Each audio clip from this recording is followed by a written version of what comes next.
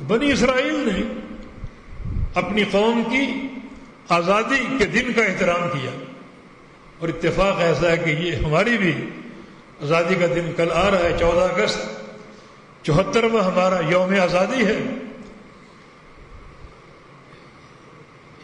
اس آزادی کے حصول پر ہمیں بھی اللہ کا شکر ادا کرنا چاہیے کہ اللہ تعالیٰ نے ہمیں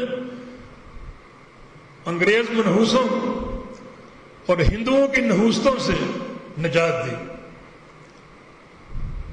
اور یہ آزاد مملکت عطا فرمائی، جو بہت بڑی اللہ کی نعمت ہے۔ اللہ کا شکر ادا کرنا چاہیے اس نعمت پر، لیکن ساتھ ساتھ جو آزادی کے مقاصد ہیں، جو آزادی کا پیغام ہے، اس پر بھی غور کیا جائے۔ قائد اعظم اس لحاظ سے محترم ہے، انہوں نے پاکستان کا مقدمہ لڑا اور بڑی کمال وکالت کی، حتیٰ کہ علیحدہ دیش حاصل کرنے میں کامیاب ہوئے۔ مگر قائد اعظم کی تحریک آغاز میں حقوق تک محدود تھی، مسلم حقوق کی بات کرتے تھے۔ مسلمانوں کا جم غفیر ان کے پیچھے چل پڑا۔ جب یہ کیفیت دیکھی گئی اور خاص طور پہ وزیر آباد کے عہد الحدیث کے سرخیل مولانا فضل اللہ وزیر آبادی، انہوں نے ان سے باقاعدہ ملاقات کی اور کہا کہ آپ کی بات سنی جا رہی ہے، پذیرائی ہو رہی ہے، ایک جم غفیر آپ کے پیچھے ہے، مگر آپ کا نعرہ محدود ہے، حقوق تک محدود ہے۔ آپ علیحدہ ریاست کی بات کریں، علیحدہ سلطنت کی بات کریں۔ اس وقت انہوں نے کہا کہ اس کو سنبھالیں گے کیسے؟ نہ ہمارے پاس عددی نفری ہے، نہ ایسے ذہن ہیں مدبر قسم کے جو ایک مملکت کو چلا سکے، نہ کوئی قابل قدر فوج ہوگی، لوگ تو ہم پر ٹوٹ پڑیں گے۔ اس وقت ایک تاریخی جملہ کہا مولانا فضل اللہ وزیر آبادی نے کہ آپ علیحدہ ریاست حاصل کریں، چاہے وہ ایک چارپائی کے برابر کیوں نہ ہو، اندر حکومت آپ کریں اور بارڈر پہ دفاع کے لیے ہم کو چھوڑ دیں، دفاع ہم کریں گے۔ اگر ہم ناکام ہو گئے بدنامی ہماری ہوگی، آپ کی شان میں فرق نہیں آئے گا، مگر علیحدہ ریاست کی بات ہو جہاں ہم آزاد ہو، آزادی سے اللہ کی توحید کو نافذ کر سکیں، آزادی کے ساتھ اللہ کے پیارے پیغمبر کی سنت کو اور آپ کے دین کو نافذ کر سکیں۔ چنانچہ یہ بات، یہ تحریک جو حقوق سے شروع ہوئی، علیحدہ ریاست کے معاملے میں ڈھل گئی۔ اس وقت ایک نعرہ زبان زد عوام و خواص بن گیا کہ پاکستان کا مطلب کیا؟ لا الہ الا اللہ۔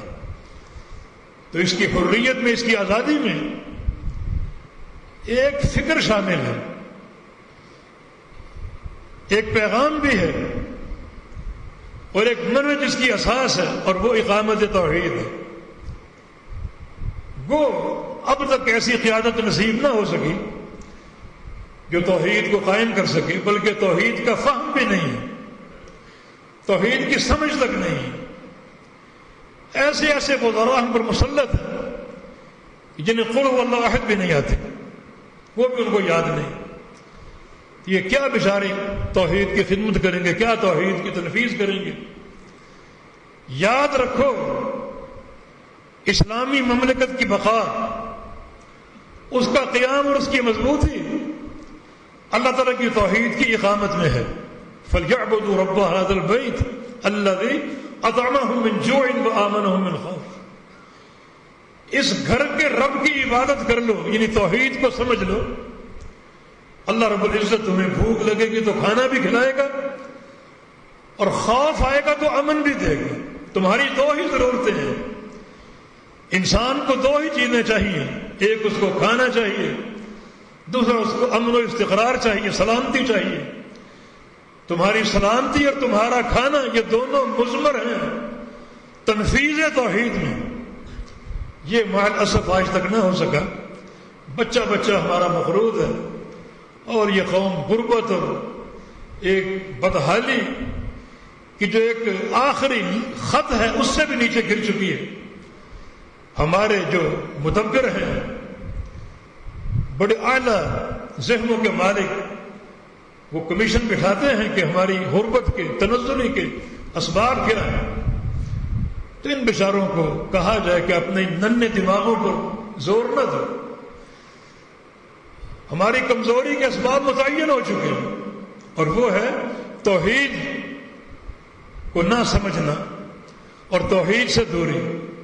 ہماری قوت، ہمارا استقلال، ہمارا غلبہ، ہماری اقتصادیات کی مضبوطی، ہمارے امن کی بحالی صرف عقیدہ توحید کے ساتھ مربوط ہے. یاد رکھو، کھانا ہمارا حق ہے، امن ہمارا حق ہے. اوپر اللہ رب العزت عرش پہ مستوی ہے،